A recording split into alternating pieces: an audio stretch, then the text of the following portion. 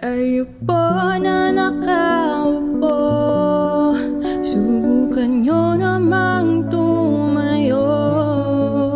At baka matanaw ninyo tunay na kalagayan ko. Ganito kasi yan eh.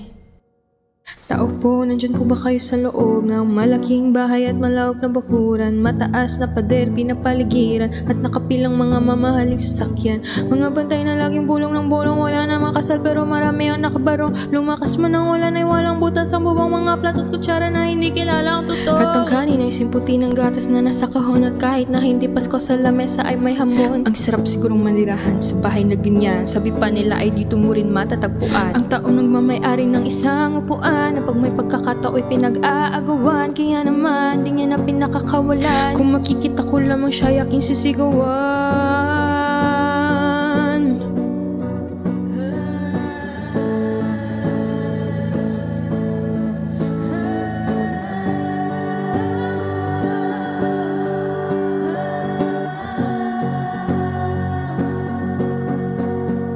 Kayo po na nakaupo, subukan nyo namang tumayo.